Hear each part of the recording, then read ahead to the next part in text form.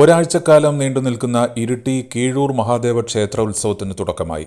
ആചാര്യവരണത്തിനും മുളയിട്ട് പൂജയ്ക്കും ശേഷം നിരവധി ഭക്തജനങ്ങളുടെ സാന്നിധ്യത്തിൽ വിലങ്ങര ഇല്ലത്തിന്റെ കാർമ്മികത്വത്തിൽ ശ്രീജിത്ത് നമ്പൂതിരിയാണ് കൊടിയേറ്റ് നടത്തിയത്. തുടർന്ന് നടന്ന സാംസ്കാരിക സമ്മേളനത്തിൽ ഹരികൃഷ്ണൻ നമ്പൂതിരി ആലച്ചേരി പ്രഭാഷണം നടത്തി. ക്ഷേത്രസമിതി പ്രസിഡന്റ് കെ ഭുവനദാസൻ വാഴുന്നവർ അധ്യക്ഷത വഹിച്ചു. K E Narayanan, Harindran Puthussery, M Suresh Babu എന്നിവർ സംസാരിച്ചു. ഈ ജഗത്താരാണ്, പ്രപഞ്ചമാരാണ് എന്നുള്ള കാര്യത്തെക്കുറിച്ച് നമ്മളൊന്ന് ചിന്തിക്കണം. നമ്മുടെ ഉള്ളിൽ തന്നെയാണ് ഈ മഹാദേവൻ കുടികൊള്ളുന്നത്. മഹാദേവൻ എന്ന് പറയുന്നത് നമ്മുടെ ഉള്ളിൽ തന്നെ കുടികൊള്ളുന്ന ഒരാളാണ്.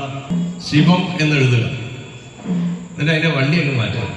എന്തായാലും അപ്പൊ നമ്മളിൽ നിന്ന് എപ്പോഴാണോ ഈ മഹാദേവൻ പുറത്തേക്ക് പോകുന്നത്, അപ്പൊ തൊട്ട് ആർക്കും വേണ്ടാത്ത ഒരു മാംസപിണ്ഡമായി നമ്മൾ മാറും. ഇത് നമ്മൾ ഓർമ്മിക്കേണ്ടതാണ്, മനസ്സിലാക്കേണ്ടതാണ്. മഹാദേവൻ എന്ന് പറയുന്നത് പ്രപഞ്ചം മുഴുവൻ നിറഞ്ഞിരിക്കുന്ന ഏറ്റവും വലിയ ചൈതന്യ സ്വരൂപമാണ്.